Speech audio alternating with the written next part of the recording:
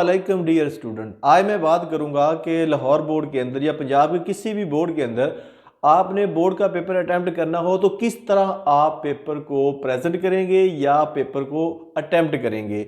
आपके बेशुमार यूट्यूब पर मुझे मैसेज रिसीव हुए कि हमें तरीकाकार बताया जाए कि किस तरीके से अच्छी प्रेजेंटेशन हम पेपर के अंदर दे सकते हैं और किस तरीके से क्वेश्चंस को अटेम्प्ट करना चाहिए। तो आइए चलते हैं, आपको मैं एक मॉडल पेपर के तौर पे ये डेमो पेश करता हूँ कि किस तरीके से आपने अपने पेपर को अटेम्प्ट करना है। तो ये आपके सामने मैंने वाइट बोर्ड के ऊपर पेपर के दो साइडें शो की है। ये मेरे पास राइट साइड और ये दूसरी है लेफ्ट साइड।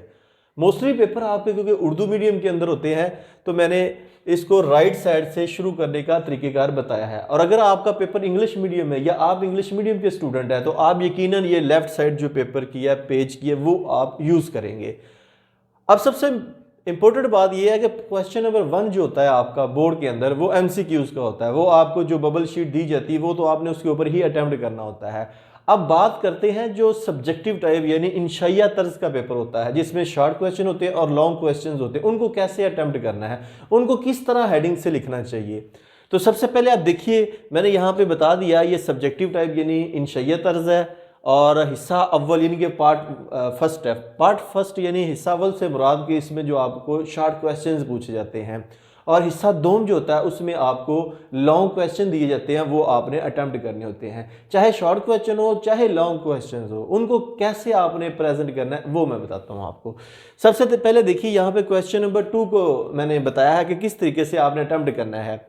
जब आपको आंसर शीट दी जाती है तो ये जो ऊपर मार्जिन लाइन आपको नज़र आ रही है ये ऑलरेडी पहले लगी होती है। तो आपने क्या करना है, थोड़ा सा टाइम को निकाल के जब तक आपको क्वेश्चन पेपर ना दिया जाए, आंसर शीट क्योंकि बोर्ड के अंदर आपको कोई 5 मिनट पहले दी जाती है, तो आपने क्या करना है, ये हल्का सा मार्जिन लगा देना है पेपर के दोनों साइडों के ऊपर। ये आपको बड़ा अच्छा लगेगा, इससे आपकी प्रेजेंटेशन थोड़ी सी नुमायाँ होगी। अगर नहीं भी लगाएंगे तो इसकी कोई बाकायदा मार्क्स नहीं है कि आपको मार्क्स मिलेंगे। उसके बाद आपने क्या करना है, जब क्वेश्चन नंबर 2 स्टार्ट करना है तो यहाँ पे एक मेन बड़ी सी हेडिंग दे दें, सवाल नंबर 2, यानी कि अगर आप इंग्लिश मीडियम में तो लिखेंगे क्वेश्चन नंबर 2।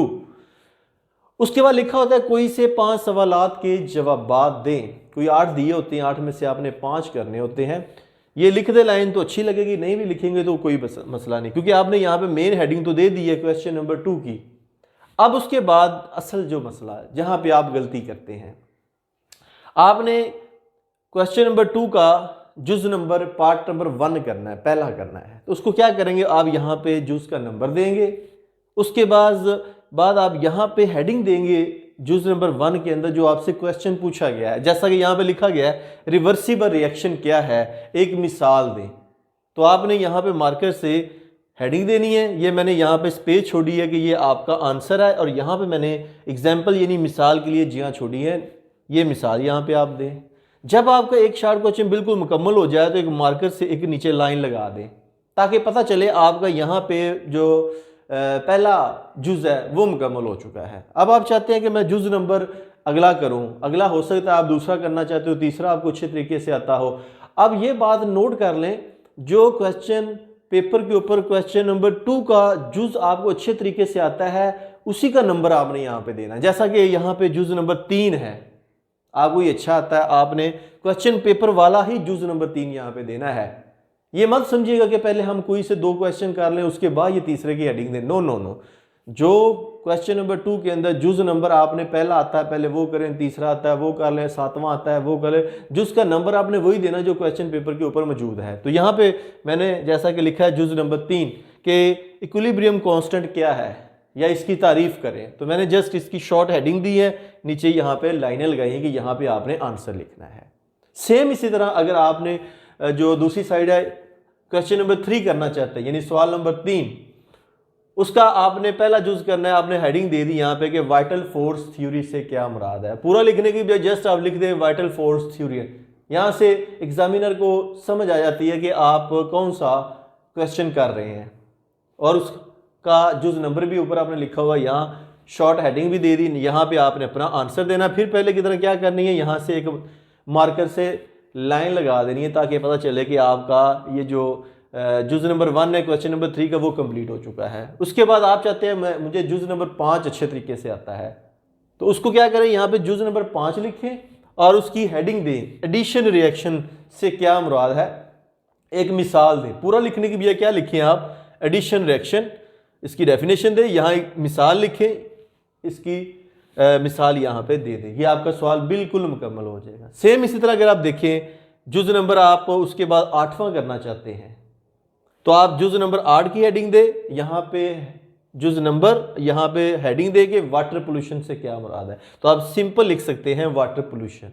यहाँ से अब आप लिखना शुरू करेंगे। तो ये पॉइंट नोट कीजिएगा कि जहाँ आपने हेडिंग दी है उसके नीचे से आपने थोड़ा सा, बिल्कुल नीचे से नहीं, थोड़ा सा यहाँ से, जहाँ पे ये जो हेडिंग की 2 मैंने अंडरलाइन की है, 2 लाइनें लगाई, इसके यहाँ से लिखना शुरू करना है, ज़्यादा अच्छा लगेगा, बहुत प्यारा लगेगा।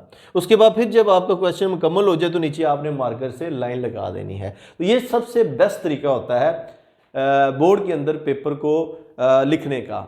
अगर आप बाज़ दफ़ा ये करते हैं कि आपको कोई से 5 सवाल तो आते हैं लेकिन आपको जुज नंबर का पता नहीं होता, आप अपनी मर्जी से जुज नंबर लगा देते हैं। आप पहले नंबर पे जो करते हैं उसको पहला लगा देते हैं, जो 8वां जुज होता है क्वेश्चन पेपर का वो आपको अच्छा आता है, आप वो लिख देते हैं, आप उसको जुज नंबर 2 का नाम देते हैं। ये बिल्कुल गलत बात है। आपको जब 8 में से 5 करने को कहा गया है तो आपने 8 में से 5 वो करने हैं जो आपको आते हैं और उनका जुज नंबर वो देना है जो क्वेश्चन पेपर के अंदर दिया गया है। अपनी तरफ से आपने जुज नंबर नहीं देना कि मैंने पहले नंबर पे ये किया, दूसरे, तीसरे, चौथे, 5वें पे ये किया, ऐसा नहीं करना आपने। इसी तरह जब आप लॉन्ग क्वेश्चन अटेम्प्ट करेंगे, जब ये मुकम्मल हो जाए फिर लिखेंगे आप हिस्सा 2, सवाल नंबर जो भी आपका 5 है, 6 है, 7 है, उसकी हेडिंग दें, उसके बाद उसकी एक्सप्लेनेशन इसी तरीके से दें। और अगर आपके क्वेश्चंस के अंदर हेडिंग्स हैं तो उनको बाकायदा मार्कर के साथ प्रोमिनेंट करें, आपको और ज़्यादा अच्छा इम्प्रेशन आपका पड़ेगा। और ये बात क्लियर कर लें, आपके जो मैसेजेस बेशुमार रिसीव हुए उनमें से ये कहा गया है कितना टाइम कहाँ से हम लाएं कि प्रेजेंटेशन करें और सिर्फ प्रेजेंटेशन के ही मार्क्स क्या होते हैं। नहीं भी, ऐसी बात कोई नहीं है। प्रेजेंटेशन का बेसिकली पेपर के अंदर कोई नंबर नहीं है।